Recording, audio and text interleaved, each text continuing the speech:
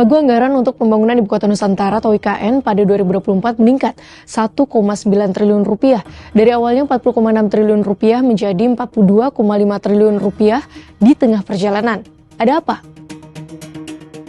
Direktur Jenderal Anggaran Kementerian Keuangan Isa Rahma Tarwata Selasa 13 Agustus 2024 mengatakan penambahan anggaran itu dilakukan untuk memperbaiki kualitas jumlah infrastruktur di IKN. Dalam pelaksanaan di lapangan ditemukan beberapa titik wilayah yang memerlukan penguatan kualitas seperti bangunan ataupun jalan tol. Selain untuk memperbaiki kualitas bangunan dan jalan tol, pemerintah juga menambah anggaran untuk mengebut pemindahan aparatur sipil negara atau ASN tahap pertama yang dimulai tahun ini.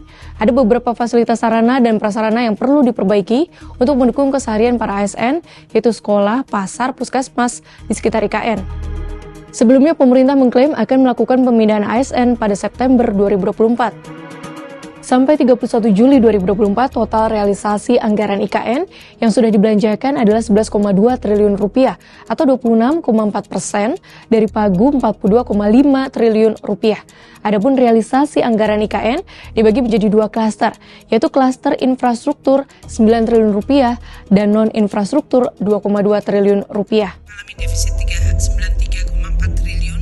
Menteri Keuangan Sri Mulyani menjelaskan anggaran infrastruktur 9 triliun rupiah dibelanjakan untuk membangun gedung di kawasan Istana Negara, kawasan Kementerian, gedung Otorita IKN, Tower Rusun ASN, Rumah Tapak Menteri, dan Rumah Sakit IKN. Selain itu, anggaran juga dipakai untuk pembangunan jalan tol, Bandara VVIP IKN, kawasan Bendungan Sepaku Semoy, Embung KIPP, dan pengendalian banjir IKN.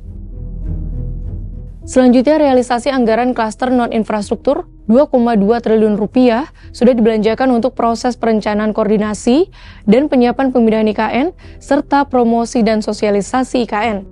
Pemerintah juga mengklaim penggunaan anggaran itu untuk menyusun laporan dan rekomendasi kebijakan pada kementerian lembaga, menjalankan kegiatan pemetaan, pemantauan dan evaluasi pembangunan IKN, dukungan pengamanan Polri, serta untuk memenuhi biaya operasional otorita IKN. Sebelumnya, pemerintah mengklaim jika pembangunan IKN di Penajam Pasar Utara, Kalimantan Timur membutuhkan anggaran sebesar 466 triliun rupiah.